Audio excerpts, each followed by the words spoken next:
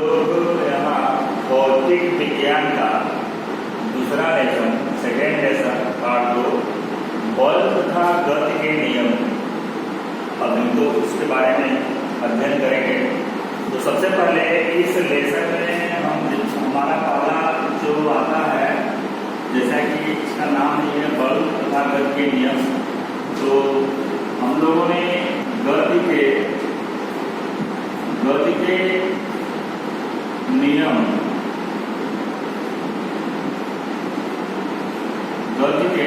के बारे में हम लोग पिछले अध्याय में पढ़े थे। गति क्या है, जिसमें हम लोग गति के नियम, गति के प्रकार, त्वरण, ये सब जानकारी ले चुके हैं। अब हम लोग पढ़ेंगे बल के बारे में। देखिए ये बल क्या होता है। बल जिसको हम लोग फोर्स कर रहे हैं, तो यह जो बल होता है, बल एक धक्का या खिंचाव होता है जो किसी वस्तु की स्थिति में परिवर्तन करता है। जैसे हम लोग कोई भी वस्तु होती है, उस वस्तु पर अपने हाथों से बल लगाते हैं तो उस वस्तु की स्थिति में परिवर्तन हो जाता है। तो बल क्या चीज है?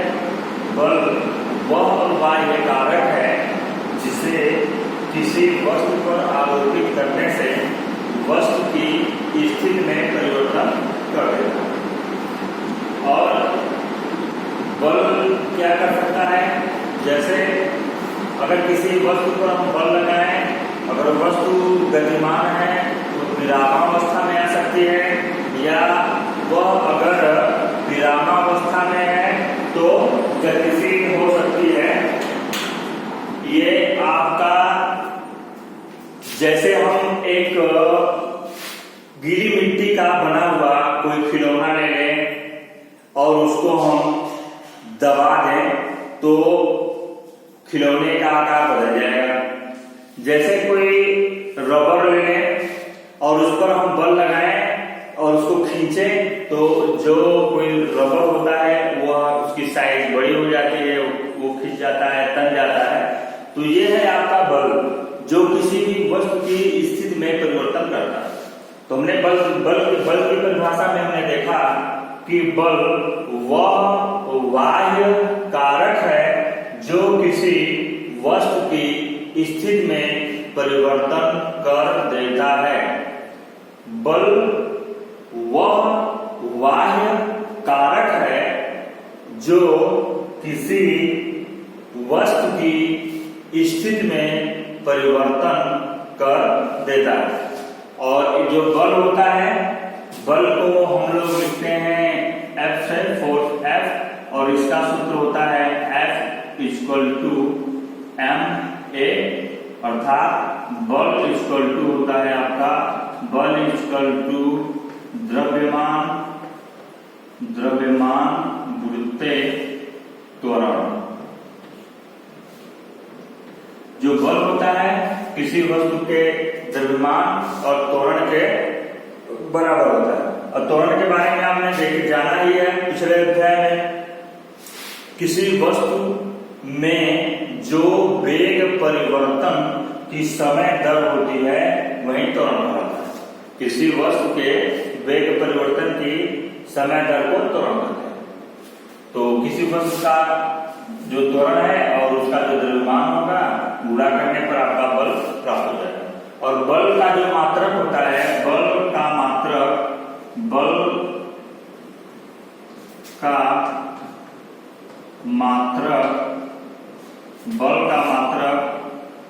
न्यूटन होता है।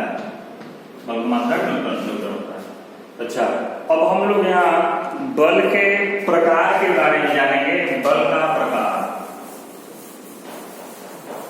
बल का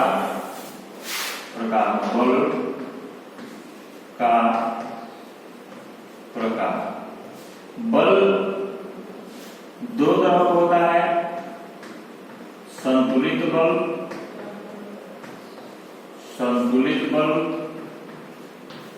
दूसरा असंतुलित संतुलित बल। देखिए इस संतुलित बल क्या है? जैसे कोई वस्तु है और उस वस्तु पर हम बल लगाएं तो उस पर 2 या 2 से अधिक बल लग रहे हों। जब किसी वस्तु पर एक साथ 2 या 2 से अधिक बल लग रहे हों और पूरे बल का परिणाम शून्य हो, कहने का मतलब जो पूरा नेट जिसको बोलते हैं नेट मतलब टोटल जो नेट बल हो वो शून्य हो, तो हम कहेंगे कि वस्तु आपकी संतुलित अवस्था में। जैसे मान लिया कि आपका एक डस्टर है, इस पे हम इधर से बल लगा रहे हो और इधर से भी बल लगा रहे हो, तो हम देखेंगे कि और ये समान बल हो, ये दोनों समान बल हैं। 2 बराबर बल विपरीत दिशाओं में किसी वस्तु पर लगाए जा रहे हो और वस्तु की स्थिति में परिवर्तन न हो रहा हो, तो हम कहेंगे कि वह संतुलित बल है। जैसे हमने एक मेज पर एक डस्टर रख दिया और एक बल हम उस पर इस दिशा में लगा रहे हैं और उतने ही परिणाम का बल उसके विपरीत दिशा में लगा रहे हैं, तो हम देखेंगे कि जो डस्टर था उसी स्थान पर रुका हुआ है, अर्थात यह आपका संतुलित बल हुआ। संतुलित बल अगर किसी भी वस्तु पर 2 या 2 से अधिक बल विपरीत दिशाओं में लग रहे हो जिनका परिणामी बल शून्य हो, तो हम कहेंगे कि उस वस्तु पर संतुलित बल लग रहा है। इसके बाद हम यह देखेंगे असंतुलित बल के बारे में। या संतुलित बल का एक उदाहरण हम ऐसा ले सकते हैं, जैसे मान लीजिए आप जानते होंगे रस्सा कस्सी का खेल। इसमें होता है क्या है, जैसे इसमें 2 टीमें हो गई, इस साइड हो गई टीम ए और इस साइड हो गई टीम बी। अब टीम ए में और एक रस्सी होगी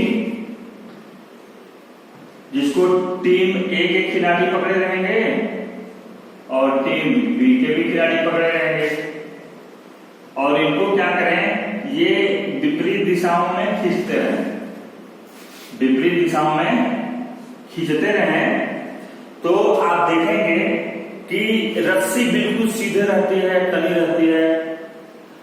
तो इस अवस्था में जो बल लगेगा उसको हम लोग संतुलित बल कहते हैं। और यही असंतुलित बल में क्या होता है कि जब किसी वस्तु पर 2 या 2 से अधिक बल विपरीत दिशाओं में लग रहे हों और इन बलों का जो परिणामी है, जो नेट बल है, नेट इसको बोलते हैं, नेट बल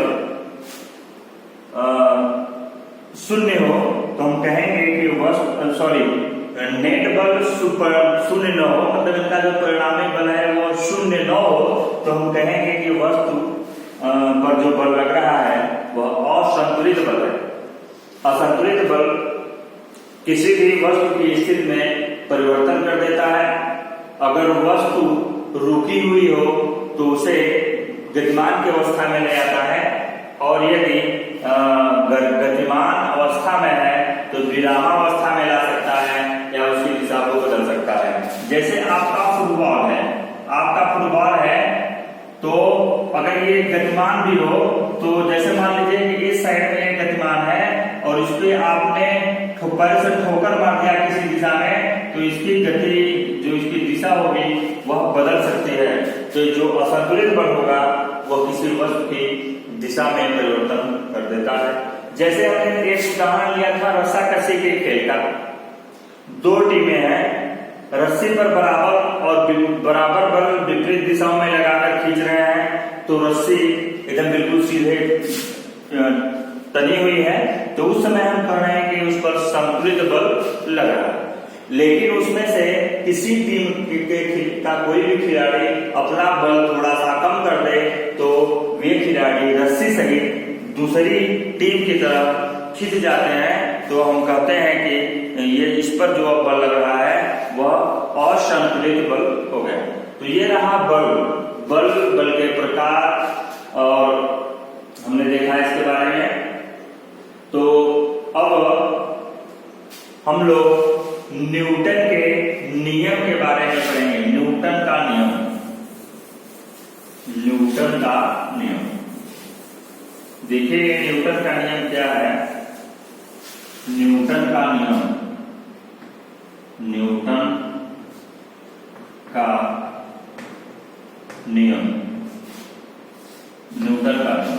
न्यूटन ने 3 नियम दिया था। पर पहला नियम है न्यूटन का प्रथम नियम,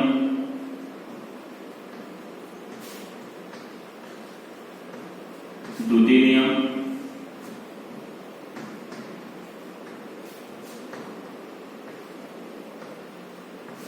तीसरा तृतीय नियम।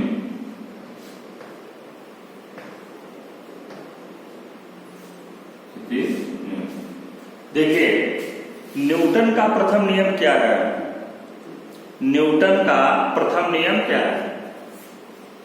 न्यूटन ने बताया था कि यदि कोई वस्तु स्थिर है तो स्थिर रहेगी, या गतिमान है तो वह गतिमान ही रहेगी, जब तक कि उस पर कोई बाह्य बल न लगाया जाए। तो न्यूटन का प्रथम नियम बहुत ही आसान है और मोस्ट इंपॉर्टेंट भी है नियम तीनों। न्यूटन ने ये कहा था अपने प्रथम नियम में कि यदि कोई वस्तु विरामावस्था में है अर्थात रुकी हुई है तो वह रुकी ही रहेगी, या वह गति की अवस्था में है तो गति ही करती रहेगी, जब तक कि उस पर कोई बाह्य बल न लगाया जाए। जब तक कि उस पर कोई बाह्य बल न लगाया जाए। तो ये है आपका न्यूटन का प्रथम नियम। न्यूटन का प्रथम नियम है यदि कोई वस्तु विरामावस्था में है तो वह विरामावस्था में ही रहेगी, या गति की अवस्था में है तो गति की अवस्था में ही रहेगी, जब तक कि उस पर कोई बाह्य बल न लगाया जाए। ये है आपके न्यूटन का प्रथम नियम। तो न्यूटन का प्रथम नियम और न्यूटन का द्वितीय नियम क्या है। न्यूटन का द्वितीय नियम क्या है। न्यूटन का द्वितीय नियम F = ma। न्यूटन का द्वितीय नियम है कि किसी वस्तु पर उत्पन्न तो किसी वस्तु द्वारा उत्पन्न त्वरण उस वस्तु के द्रव्यमान और त्वरण के गुणनफल के बराबर होता है। न्यूटन किसी वस्तु पर लगाया गया बल या आरोपित बल उस वस्तु के द्रव्यमान यम और उस वस्तु द्वारा उत्पन्न त्वरण A के गुणनफल के बराबर होता है। यह है न्यूटन का द्वितीय नियम। यानी यहां तृतीय नियम क्या है न्यूटन का तृतीय नियम।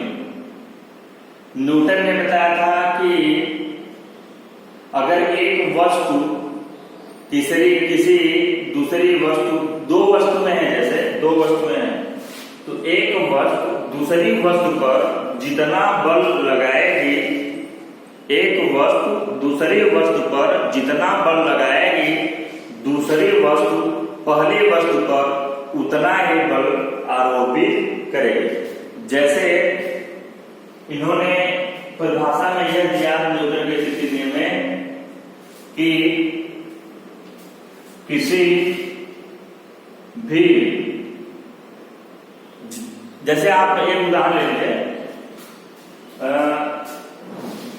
जैसे कि बंदूक से जब गोली निकलती है, बंदूक जब चलाई जाती है, बंदूक से जब गोली निकलती है तो जितने वेग से वह आगे की ओर जाती है उतने ही वेग से बंदूक को पीछे की ओर धक्का देती है।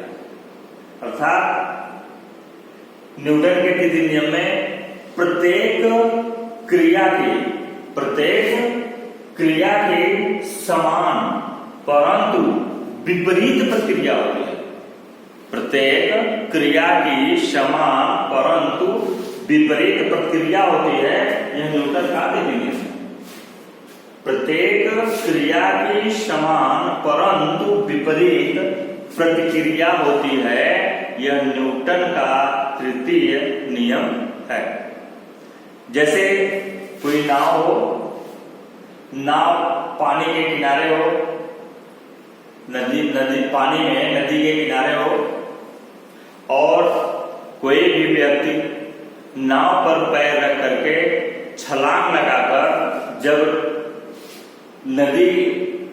नाव पर से नदी के किनारे जब कूदता है तो जितने बल से वह आगे की ओर जितना बल अपने पैरों से लगाता है तो जितने वेग से वह आगे की ओर आता है उतने ही वेग से नाव पानी में पीछे की ओर भागती है। तो यह है न्यूटन का तृतीय नियम। तो न्यूटन का तृतीय नियम का मतलब प्रत्येक क्रिया के समान परंतु विपरीत प्रतिक्रिया होती है, यही न्यूटन का तृतीय नियम है। तो हमने अभी देखा कि बल और बल के प्रकार तथा न्यूटन का नियम, ये बहुत ही मोस्ट इम्पोर्टेंट टॉपिक है। इसको आपको अच्छे से याद कर लेने की जरूरत है।